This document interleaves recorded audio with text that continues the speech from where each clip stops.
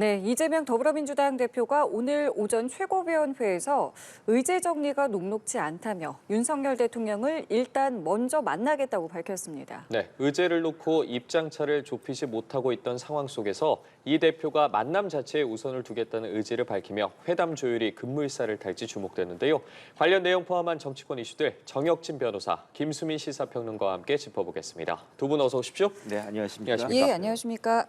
예, 지금 전해드린 것처럼 오늘 오전 최고위에서 민주당 이재명 대표가 의제 정리가 녹록지 않다, 일단 만나겠다라고 밝혔습니다. 일단은 이 내용 좀 어떻게 보고 계세요? 그럴 줄 알았어요. 왜냐하면 이재명 대표 입장에서는 대통령을 안 만날 수가 없는 그런 상황이거든요. 대통령 입장에서는 이재명 대표 만나는 게 껄끄럽지 않았겠습니까? 그러니까 지난번에 지금까지 8번이나 이재명 대표가 대통령과 만나달라고 했음에도 불구하고 안 만나준 거였잖아요. 그런데 총선 결과가 나왔기 때문에 이제는 더 이상 대통령도 이재명 대표 제1당의 제1야당의 당수를 만나지 않을 수 없는 그런 상황이 된 거고요.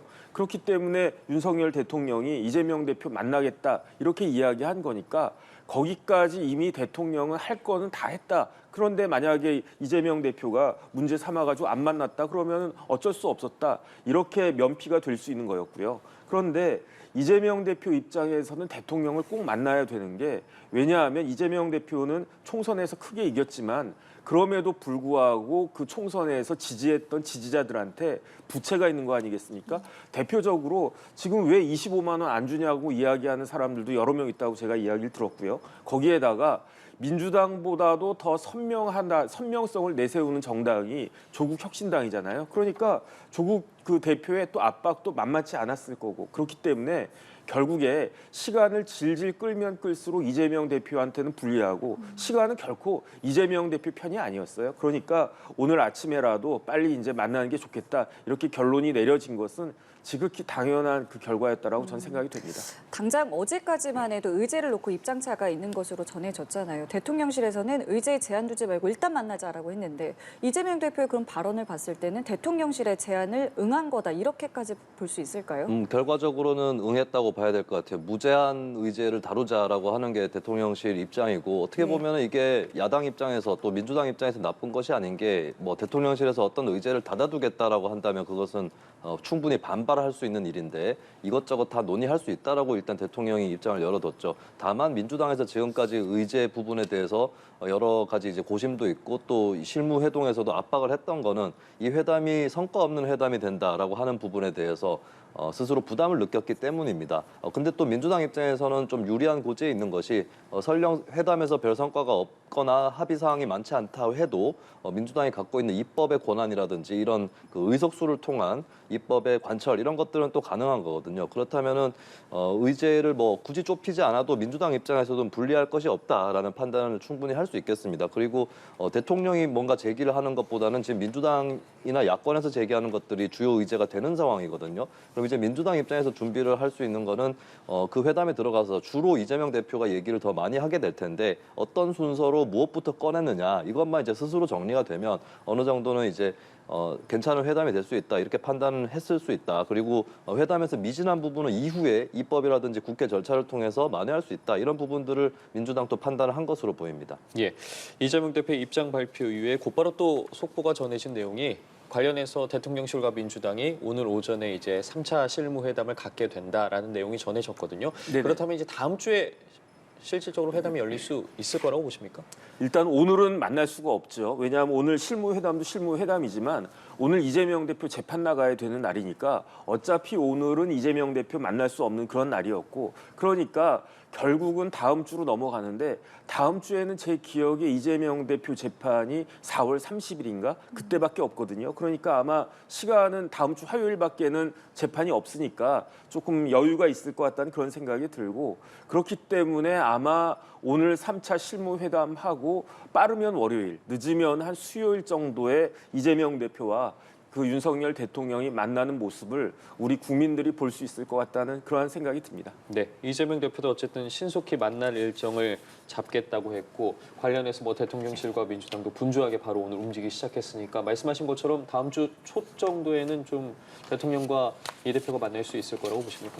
네, 원래는 이번 주에 만나는 걸로 예정이 돼 있었고, 그리고 의제에 관련해서 더 이상 뭐 더 조율해야 될 것이 없다라고 판단한다면 오늘 실무이동을 했을 때는 결국에 일정만 잡는 일만 남는 거거든요. 예. 아까도 아까도 말씀하셨지만은 이재명 대표 재판 날짜 정도만 피하면 되는 거고, 원래도 이제 그게 기준이었어요. 그래서 이번 주 같은 경우는 4월 23일, 26일인가 이렇게 재판 일정이 잡혀 있어서 원래 예전에는 24일, 25일 둘 중에 하나가 될 거다라고 했는데 대통령실에서 정무수석을 새로 임명하는 인사가 났기 때문에 그게 지연이 됐을 뿐입니다. 그리고 앞으로 뭐 의제상의 어떤 양측 간의 삿바싸움 이런 것들은 끝이 났기 때문에 일정은 뭐 다음 주 내로 잡는 것은 충분히 가능하지 않을까 싶고, 사실 어느 쪽이 됐든 대통령 쪽이든 이재명 대표 쪽이든 회담이 자꾸 지연되거나 이런 것은 양쪽 다 부담이 될 수 있기 때문에 그런 것들을 잘 계산을 해보면 다음 주 내로는 잡힐 수밖에 없을 것 같습니다. 예, 오전에 회의를 하고 회동을 하고 이제 오후에 발표를 한다고 하니까요. 아마 여기서 이제 일정이라든가 형식 등이 갖춰져서 아마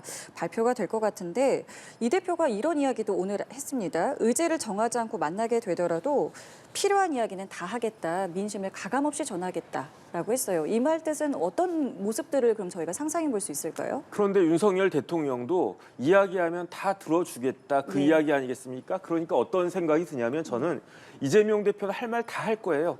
윤석열 대통령은 그 이재명 대표가 하는 이야기를 다 들어줄 거예요. 근데 그 듣는 거지 실질적으로 들어줄 수 있는 게 얼마나 있을까? 왜냐하면 이재명 대표가 이야기하는 거는 윤석열 대통령 입장에서는 수용하기 어려운 그런 무리한 요구들이라고 생각할 수밖에 없지 않겠습니까? 만약에 이재명 대표가 요구하는 바가 다 들어줄 수 있는 그런 내용이었다라고 하면 이렇게 의제 조율이 어려웠겠습니까? 그러니까 그냥 이재명 대표는 말하고 윤석열 대통령은 그냥 그 심각한 표정으로 들어주고 그다음에 그 결과는 뭐 이전과 큰 차이가 없는 그러한 모습이 될 거라고 저는 생각을 하는데, 그로 인한 그러면 어떤 부작용은 없겠습니까? 뭐 좀 이렇게 서로 간에 기대가 있고 거기에 대한 뭐 그런 이야기들이 있을 수는 있는데, 그런데 전 어떤 생각이 드냐면요. 그럼에도 불구하고 대통령이 제1야당 대표를 만났다. 이거는 여태까지 없었던, 그다음에 이전 정권에서도 대통령이 제1야당 대표를 만났던 적이 많지가 않거든요. 그 문재인 대통령 때 그때 홍준표 대표 한 번밖에 안 만난 거 말고 뭐 몇 번이나 있었겠습니까? 그런데 어쨌든 윤석열 대통령은 이렇게 만나는 주겠다라는 그러한 그 스탠스를 취하게 되는 거니까 그것만으로도 큰 진전이다라고 일단 대통령실에서는 이야기할 거고요. 거기에 대해서 야당에서 어떤 포지션을 취할 것인지 그게 이제 앞으로 지켜봐야 될 그런 문제가 아닌가 싶습니다. 지금 나오는 이야기들만 종합해서 상상을 해보자면 정말 많은 이야기들이 오갈 수 있는 상황이거든요. 뭐 어떤 모습들을 좀 연상해 볼 수 있을까요? 일단 윤석열 대통령이 말을 많이 하지 않는다면 이재명 대표 쪽이 말을 많이 하게 되면 이제 여러 의제들을 좀 쏟아내듯이 얘기하지 않을까 그렇게 생각이 됩니다. 그리고 윤석열 대통령 측은 현재 정부 입장에서는 총선에서 참패도 했고 있기 때문에 야당한테 뭘 거꾸로 제안을 한다거나 이런 정책 의제는 현재로서는 보이지 않는 거거든요. 그렇다면 주로 이제 민주당 측이 제안하는 의제로 이번 회동이 채워질 것 같고, 다만 유의할 것은 이제 시간은 어차피 한정돼 있기 때문에 이재명 대표도 얘기를 하다 보면은 원래 갖고 있었던 요구사항 중에서 얘기를 못하는 부분이 분명히 발생을 할 거예요. 그렇다면 우선순위를 잘 정해놓고 무슨 얘기부터 꺼낼 거냐, 이것을 좀 고민을 해야 될 걸로 보입니다. 그리고 좀 어느 정도는 합의까지는 아니더라도 대통령의 답변이라든지 추후에라도 반드시 이 기조는 답변을 해야 된다라고 요구를 해야 될 사항들이 있는데, 예를 들면 이제 지금 민주당에서 전 국민 민생회복지원금 25만 원 얘기를 하고 있죠. 근데 한편으로는 이게 다른 말로 표현해서 추경 13조라고도 표현을 하고 있거든요. 그러면 이게 방식이 전 국민 지원 방식이든 아니든 간에 추경 자체의 필요성이랄까요? 이런 부분에 대해서는 대통령 답변을 받아내는 것이 중요하다고 보여지고, 그리고 건건이 뭐 특별법, 특검법 이런 것들을 이제 민주당에서 올리게 되는데, 거부권 행사에 관련해서 그러면 거부권을 뭐 일일이 이 법안은 거부권 행사할 거냐 말 거냐 이런 것들을 이제 현재로서는 따져 묻기는 어렵겠지만, 거부권 행사와 같은 일에서 예전처럼 윤석열 정부와 같은 기조로 임할 거냐 이런 부분을 따져 물어야 될 것 같고 그리고 정말 중요한 것은 이번 회담의 성과는 크지 않는다고 해도 이런 대화의 필요성 그리고 정기적인 대화는 상당히 중요하거든요. 그러면 과거 정부에서도 얘기됐었던 여야정 협의체 이 부분을 제대로 구성하는 거 이 부분만큼 대통령 답변을 받아내는 것이 중요할 거라고 보여집니다. 예, 알겠습니다. 어쨌든 오후 2시에 실무회동 결과를 각각 브리핑한다고 하니까요. 어떤 소식들이 들어오는지는 좀 지켜보도록 하겠습니다.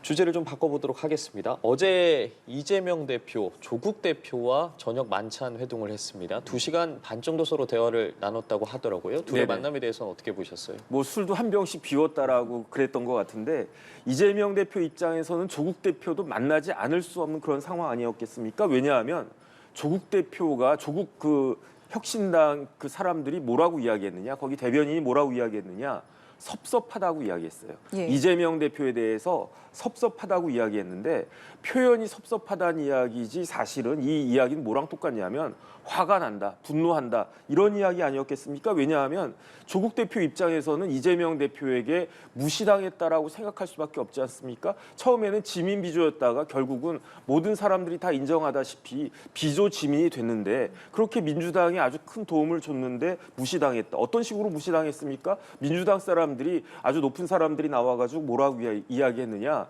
이재명 대표와 조국 대표는 서로 격이 맞지 않는다고 이야기했잖아요. 심지어 어떤 이야기까지 나왔냐면은 아직 그 조국 대표는 국회의원도 아니지 않느냐 이런 이야기를 갖다가 했으니까 그러니까 조국 대표 입장에서는 굉장히 화가 날 수밖에 없었던 거고 이 이야기는 무엇을 의미하느냐 야권이 지금 분열하고 있는 것이 아닌가 그 친명 친문 그렇게 문명 갈등이 있었던 것처럼 그게 재현되는 것이 아닌가 이런 시그널을 갖다가 보여주는데 그런데 지금이 어떤 시점입니까? 대통령과의 미팅을 앞두고 있는 그러한 시점이잖아요. 그런데 그 조국 대표가 이야기하는 범야권 연석회의는 고사하고 서로 야당 내에서 이미 이제 그 승리했다고 균열한 그런 모습을 보여주는 게 대통령과의 그 만남이 회동이 이게 메인 게임이라고 하면은 그런 메인 게임에 전혀 도움이 되지 않는 것이 아닌가. 그러니까 이재명 대표 입장에서는 급하게 조국 대표와 저녁 만찬이라도 할 수밖에 없었던 것 같고 그다음에 저는 어떤 생각이 드냐면요. 어제 조국 대표하고 만난 다음에 빨리 그 대통령하고 만나야 되겠다. 이렇게 결심한 것이 아닌가. 저는 그렇게 추측됩니다. 네, 말씀하신 것처럼 어쨌든 조국 대표 같은 경우에는 영수회담 전에 범야권 연석회의를 계속해서 주장을 해왔는데 어쨌든 그 전에 둘의 만남은 이루어지긴 했거든요. 그럼 22대 국회에서 일단 범야권의 그런 뭐랄까요 연대 같은 게 첫 걸음을 뗐다 이렇게 봐도 되겠습니까? 뭐 범야권 연대라기보다는 민조 연대 정도라고 봐야 될 것 같아요. 사실 범야권 연석회의를 만들기 어려운 것이 민주당 입장에서도 범야권 연석회의라는 거는 여당이 아니면 야당인 거고 그럼 범야권에는 개혁신당이나 새로운 미래도 들어가는 거거든요. 근데 사실 그 당 입장에서도 개혁신당이나 새로운 미래 입장에서도 범야권 연석회의에 선뜻 들어갈 수 있겠는가. 더군다나 사실 조국 대표가 어느 정도 이 길을 그르친 것이 192석의 대표라고 이재명 대표를 표현을 했단 말이죠. 그 말을 과연 개혁신당이나 새로운 미래는 받아들일 수 있을까? 없단 말이죠. 그러면 결국에 야권에서 직결적으로 연대를 할 수 있는 것은 민주당하고 조국혁신당밖에 없다는 겁니다. 그렇다면 이제 일단 범야권 연석회의는 이제 현재로서는 좀 불가능한 시나리오에 가깝고 과거에도 2013년에 범야권 연석회의가 있었는데 그때는 야당이 민주당을 포함해서 그쪽이 이제 여대 야수였었어요. 근데 지금은 민주당이 단독으로 170석을 넘는 상황이기 때문에 그러면 이제 민주당하고 조국혁신당 정도의 연대라고 볼 수 있겠고 근데 이 연대는 민주당 입장에서 중요한 것이 법안을 통과시키기 위한 넉넉한 그 정족수가 과반이 아니라 60%입니다. 패스트트랙에 태우기 위해서는. 근데 민주당 단독으로는 180석이 안 되기 때문에 조국혁신당과 이재명 대표와 민주당 간에는 어느 정도는 좀 상시적인 연대 필요성이 있는 것이고 그렇다면 이제 범야권 연석회의가 안 되는 한도 내에서 일단은 이제 이재명 대표가 조국 대표를 만난 거고 두 당의 뭐 2인 3각에 가까운 공조는 앞으로 계속 진행이 되지 않을까 전망을 합니다. 예, 사실 총선 이후에 두 당의 관계가 선거 때와 좀 달라졌다라는 관측이 있었고 어제 이제 두 대표가 만찬을 했잖아요. 네네. 그 총선 전으로 돌아가서 보면은 교섭단체가 지금 이제 20명인데 이걸 좀 완화하겠다라는 움직임이 민주당 내에서 있었는데 총선 이후에는 이제 그게 좀 사라졌단 말이죠. 네네. 이 부분에 대한 논의라던가 이 부분에 대한 움직임이 다시 좀 불붙을 수 있다고 보세요? 저는 안 할 것 같은데요. 안 할 것 같아요. 왜냐하면 교섭단체가 20석이라고 하는 건 제가 봤을 때 거의 최저 한도입니다. 교섭단체를 뭐 10석으로 줄인다, 12석으로 줄인다 이렇게 된다라고 하는 거는 뭐 너무 교섭단체가 많아질 수 있다라는 없다라는 이야기고, 그다음에 제가 찾아보니까 국회법상에 상임위원회가 한 17개인가 돼요. 그러면 최소한 17석 이상은 되어야지, 그래야지 교섭단체로서 의미가 있는 건데, 지금 12석 가지고 교섭단체 만들어 주겠다라고 하면 12석이라고 하기도 그렇고 10석이라고 하기도 그렇고 17석이라고 하기도 그렇지 않습니까? 그다음 더 중요한 건 뭐냐면, 이재명 대표가 이미 총선 전에 뭐라고 이야기했느냐, 조국혁신당은 아군이 아니라고 그랬어요. 우군일 뿐이라고 했는데, 지금도 우군이라고 생각할까? 저는 그건 잘 모르겠고요. 그런데 만약에 조국혁신당이 교섭단체가 되면 조국혁신당이 할 일이 굉장히 많습니다. 그렇게 되면은 민주당이 할 일이 그만큼 줄어든다는 이야기인데, 만약에 민주당이 150석 미만이었다라고 하면, 그러면은 어쨌든지 간에 조국혁신당하고 같이 협력해야 되는데 175석 얻었잖아요. 제가 봤을 때 이제 조국혁신당은 큰 의미가 없어요. 김수민 평론가는 뭐 180석 패스트트랙 이야기 하셨지만, 물론 패스트트랙에 태워야 될 때는 조국혁신당의 도움이 필요하겠지만 그런 일이 뭐 몇 건이나 있겠습니까? 그러니까 지금 민주당 단독으로 충분한데, 만약에 범야권 200석이 된다라고 했으면 또 달랐을 텐데, 이 175석이라고 하는 게 민주당 입장에서는 굉장히 스스로 할 수 있고 그다음에 아무것도 할 수 없는 그런 아주 미묘한 그러한 의석이기 때문에, 제 생각에는 그렇다라고 하면 조국혁신당에 그렇게 양보할 필요가 있을까, 그런 생각이 들고요. 그러니까 격이 맞느냐 안 맞느냐 하는 이야기가 민주당 내에서 나오는 거 아니겠습니까? 그다음 마지막으로 제일 중요한 거는 야권 대선, 그러니까 대선이 이제 3년도 안 남았거든요. 야권 대선 후보 경쟁자가 누가 되겠습니까? 이재명 대표 입장에서는 둘 다 똑같이 사법 리스크를 갖고 있지만은, 조국 대표가 굉장히 강력한, 지금 눈에 보이는 가장 강력한 대선 후보 아니겠습니까? 그런데 조국 대표에 대해서는 대법원 판결 나오면 되지만, 대법원 판결이 뭐 질질질 끌어져 가지고 뭐 내년 내후년까지 안 나올 수도 있는 거고, 그다음에 대법원 판결이 나온다라고 해도 윤석열 대통령이 사면 복권 시켜주면은 대선 후보 된단 말이죠. 그러니까 잠재적인 경쟁자라고 할 수 있는 조국 대표의 그 몸값을 이렇게 키워주고 무게를 늘려주는 그러한 일을 제 생각에는 민주당에서 할 것인가, 저는 굉장히 의심스럽다는 생각이 듭니다. 그러니까 교섭단체 완화를 비롯해서 민주당 안에서도 이 조국혁신당을 어디까지 안고 가느냐에 대한 유불리를 좀 따져볼 것 같은데, 어떻게 좀 평가하고 계세요?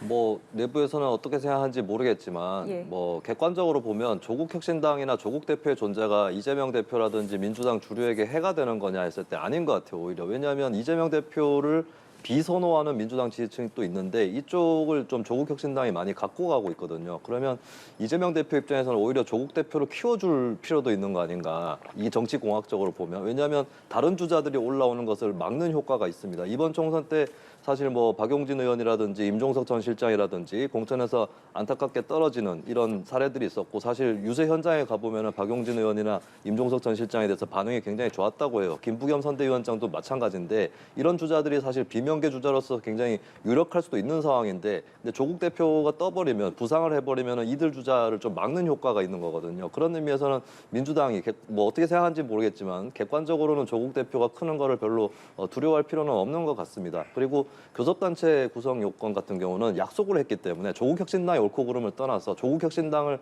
지우고 생각을 해야 돼요. 그래서 민주당은 일단 교섭단체 구성 요건 완화가 총선 공약이었다면 그거는 일단 실천을 하는 쪽으로, 논의를 하는 쪽으로 매듭을 짓는 게 맞겠고, 그리고 그보다 더 중요한 것은 선거법입니다. 선거제도에서 위성정당을 국민의힘이 만드는 바람에 하는 수 없이 만들었다는 게 민주당의 논리인데, 이번에 대승을 했기 때문에, 그리고 윤 대통령도 거부권 행사를 하는 것이 이제는 예전보다는 많이 힘들 거거든요. 그러면 민주당이 가장 먼저 지켜야 할 약속 중에 하나는 위성정당 방지법을 포함한 이 선거제도 개혁을 하는 것입니다.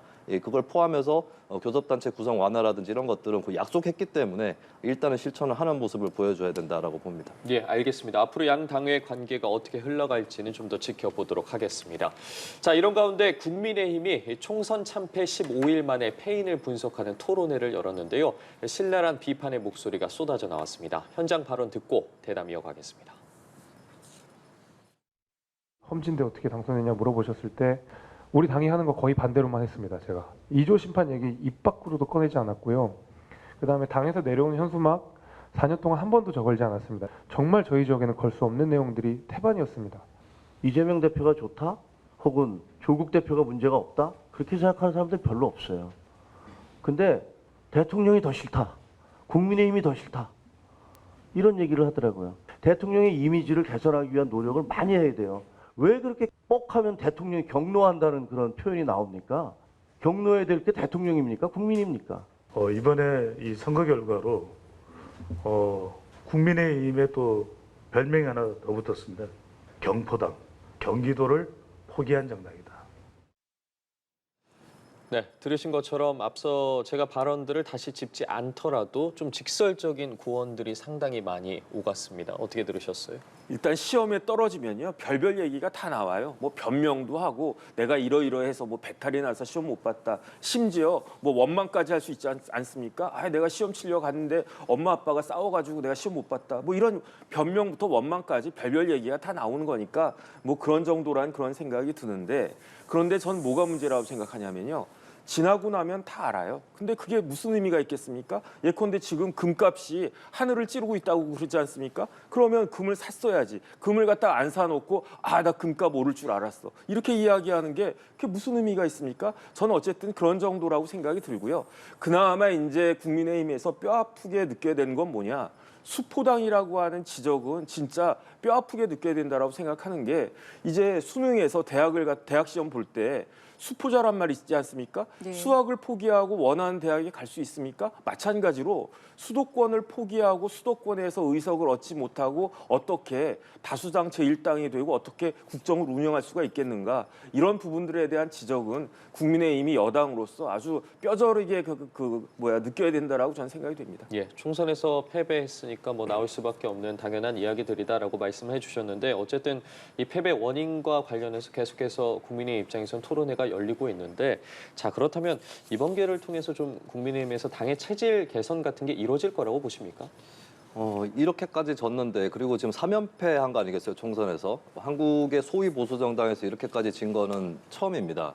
연달아서 그렇게. 이거는 구조적으로 문제가 있다라고 하는 방증이기 때문에 당연히 당의 근본적인 체질 개선이 중요하다라고 볼 수 있겠고, 심지어 이제 현재 뭐 대통령이나 당 지도부가 이 국민의힘 후보들의 적이다시피 했다라는 게 현실 아니겠습니까? 이거는 전면적으로 당을 쇄신해야 된다라고 하는 건데, 예를 들면 정책 기조에서의 변화 이런 것들이 상당히 중요해요. 지금 뭐 세대 포위론이 나왔다고 하는데 40대나 이쪽을 포위한다. 근데 포위해가지고는 안 되고 40대 일부한테도 지지를 받을 수 있는 정당이 돼야 됩니다. 근데 왜 40대, 50대 쪽에서 특히 국민의힘을 지지 못하는가? 오히려 20, 30대보다 더 못한가 했을 때 40대, 50대는 국민의힘 하면 기득권 정당이라고 하는 인식이 뿌리 깊게 박혀 있어요. 사실 40대, 50대 민주당 찍는 분들이라고 해서 민주당이 꼭 좋은 건 아닙니다. 굉장히 실망하신 분들도 있고, 과거에 김대중 노무현의 민주당보다 많이 후퇴했다, 타락했다고 생각하시면서도 민주당 찍는 분들이 많거든요. 왜 그렇냐? 국민의힘은 도저히 못 찍겠다. 처음부터 선택지에서 배제돼 있는 거거든요. 그 부분은 뭐냐? 기득권 정당이라고 하는 것이고, 경제적으로는 강자만 일방적으로 대변한다라고 하는 부분, 그리고 사회 문화적으로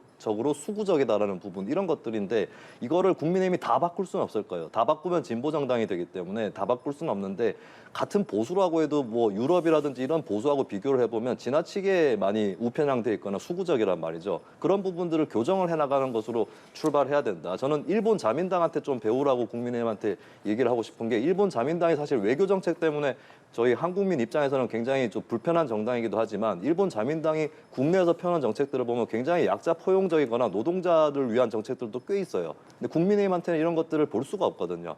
이런 정책 기조를 바꾸는 것이 상당히 중요하다라고 하는 거고, 총선 끝나고 나서 이렇게 지도부 비판하는 것보다는 평소에 쓴소리를 해서 당을 좀 바로잡아 나가야 된다라고 하는 부분, 이런 것들을 좀 염두에 둬야 될 것 같습니다. 예, 뭐 정책적인 측면에서의 변화도 주문을 하셨고, 실제로 지금 국민의힘 같은 경우에는 당을 재정비하는 이제 시작점에 또 와 있기 때문에 비대위원장직을 누가 맡느냐, 이 부분도 상당히 좀 관심인데요. 지금 일단은 구인난에 좀 걷고 있는 것 같아요. 그나마 네네. 지금 한 명 이름이 나오고 있는 게, 우선의 조경태 의원 같은 경우에는 비대위원장직이 제안이 온다면 뭐 하겠다라는, 이제 좀 긍정적으로 좀 검토해보겠다라는 입장을 좀 밝혔는데요. 글쎄요, 지금 이 인선에 대해서 뭐 어떻게 좀 정리가 될 것 같으세요? 글쎄요, 저는 비대위원장이 지금 큰 의미가 있나 그런 생각이 들거든요. 권한도 없고 그렇기 때문에 별로 책임도 없고, 그러니까 오선에 이제 조경태 의원이 내가 그 선수로도 국민의힘 내에서는 거의 뭐 1, 2등이고 그런 정도 이제 중진이고 하니까 지금 같은 시기에 그냥 형식적으로 비대위원장 맡을 수 있다. 전 이런 정도로밖에 생각이 안 되고요. 왜냐하면 중요한 건 뭐냐면 비대위원장이 중요한 게 아니고 정식 전당대회가 열려가지고 누가 당 대표가 되느냐 그게 중요한 거 아니겠습니까? 그렇기 때문에 비대위원장은 임기도 뭐 그렇게 길지 않을 것 같고 그다음 한동훈 비대위원장처럼 총선 같은 큰 선거를 앞두고 있지도 않고 그렇기 때문에 이제 결국은 전당대회 관리하는 정도 역할일 뿐이니까 그냥 뭐 누가 와도 뭐 큰 문제 없이 그런 생각이 들고요.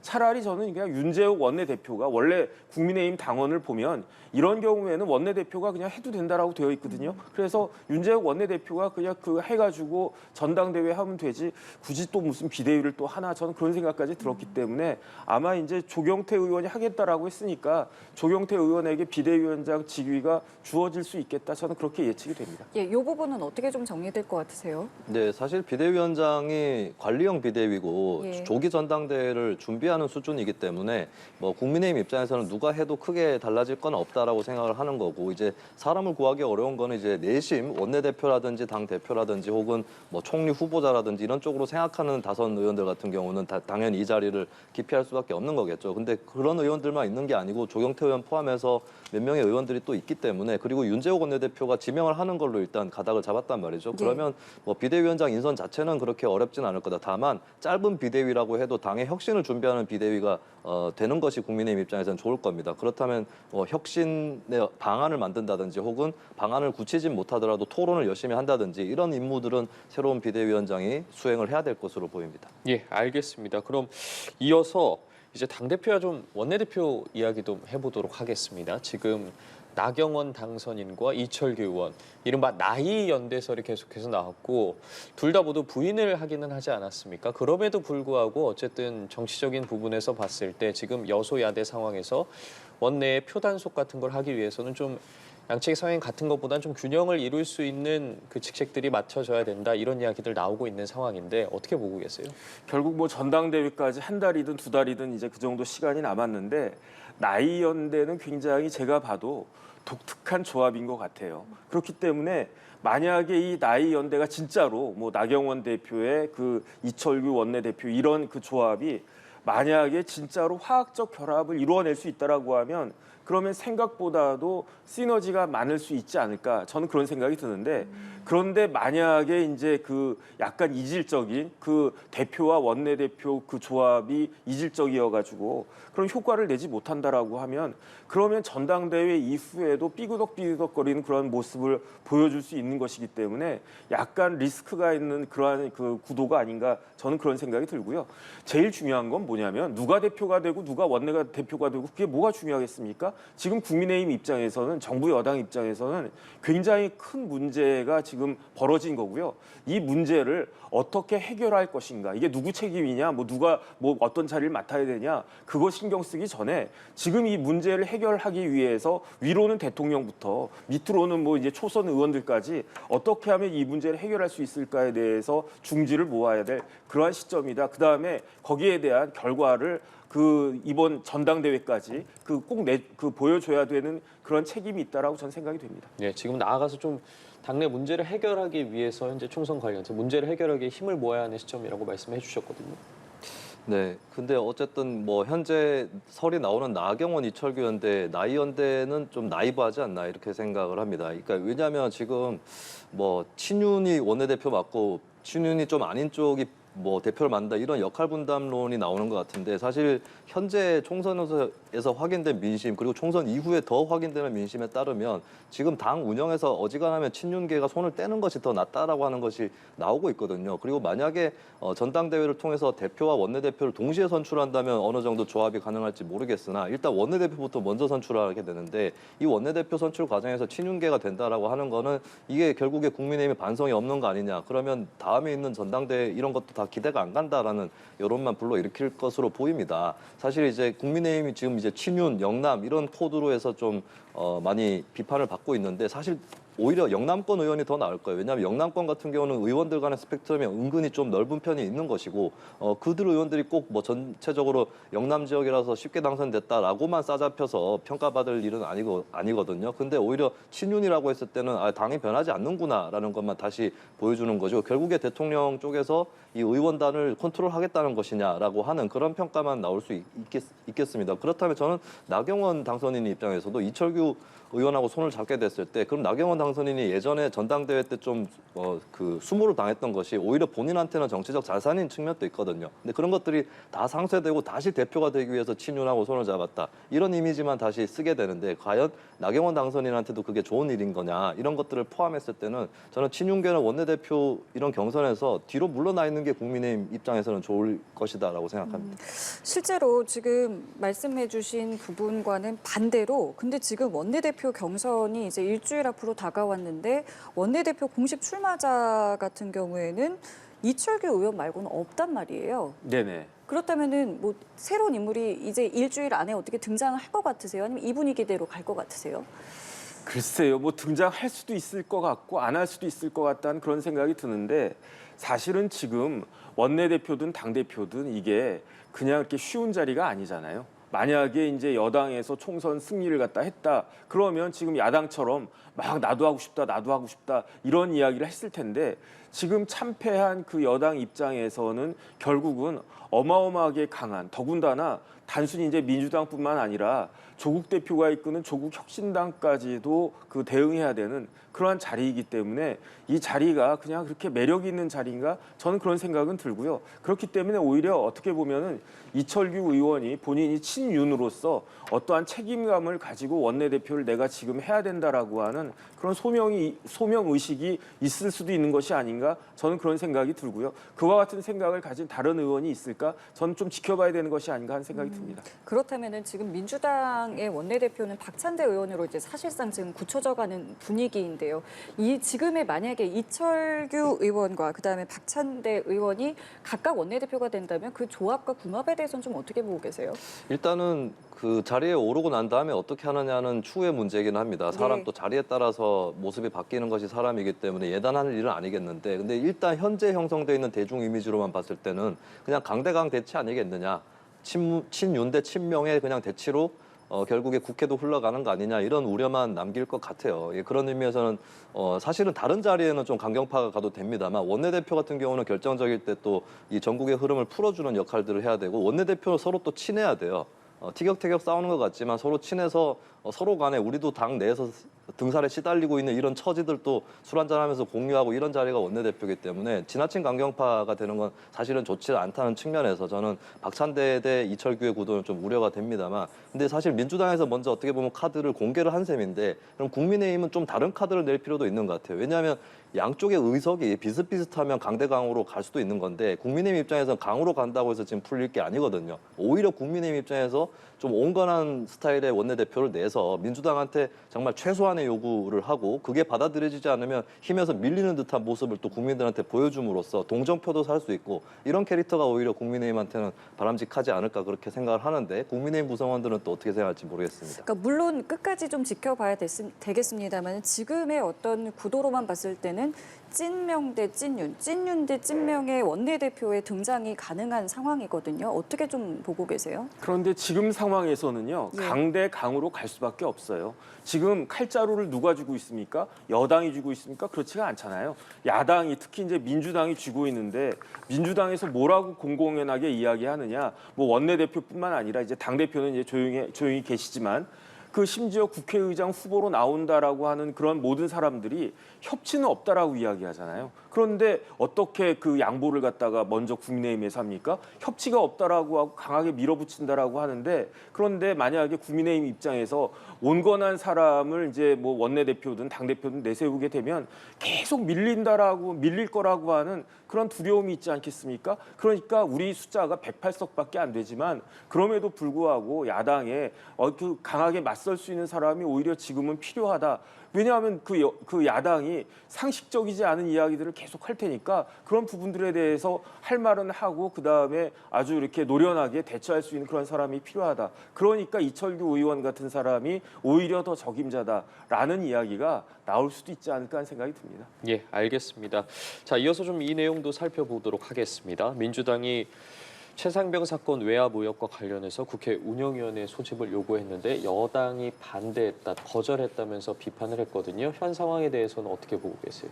네, 운영위 소집이 필요하다고 봅니다. 얼마 전에 국민의힘의 유상범 의원이 이거는 뭐 수사를 해도 뭐 무혐의가 나올 거다라는 취지로 얘기를 했던 걸로 기억이 납니다. 그 얘긴즉슨 해병대 수사단은 원래 수사권이 없는 것이기 때문에 대통령이 개입을 했다고 해도 그게 뭐 혐의가 없는 것이다라고 얘기를 한 건데, 근데 그건 반대로 얘기하면 대통령 쪽에서 개입을 했을 수도 있다는 얘기예요.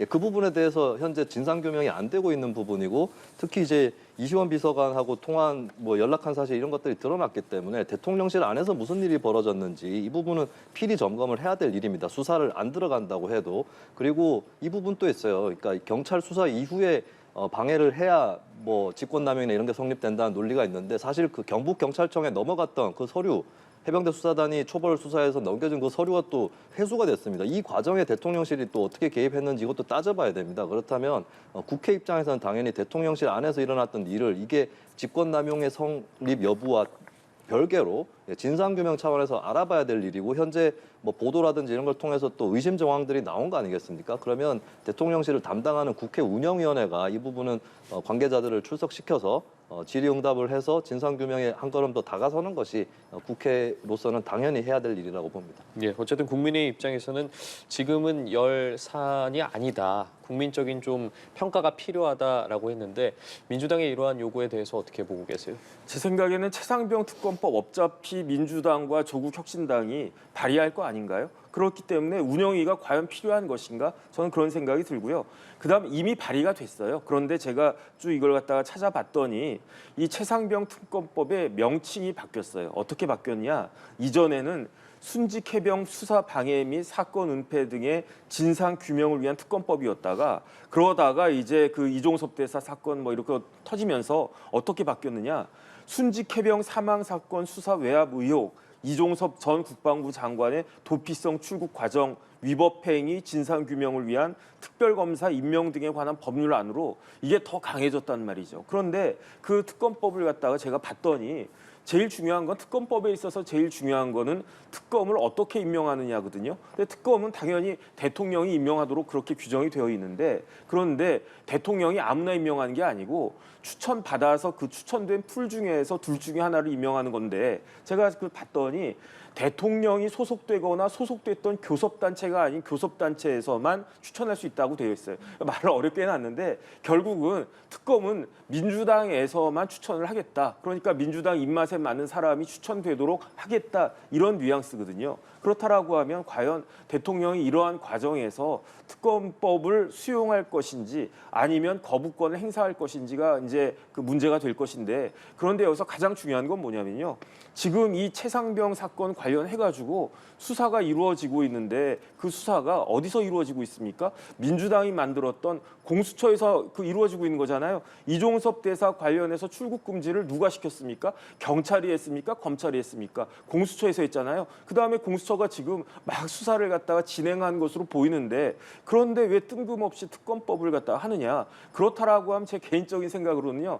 특검법을 할 거면 공수처를 아예 그냥 폐지를 하든지, 공수처는 쓸데가 없다는 이야기 아니겠습니까? 만약에 공수처가 계속 유지가 되어야 되고 공수처가 더 보강되어야 된다라고 하면 그럼 이런 식의 특검법은 있으면 안 된다. 전 둘 중에 하나를 민주당이 선택해야 되는 것이 아닌가 생각됩니다. 예, 알겠습니다. 오늘 두 분 말씀은 저희 여기까지 함께하겠습니다. 지금까지 정혁진 변호사, 김수민 시사평론가였습니다. 두 분 감사합니다. 맞습니다.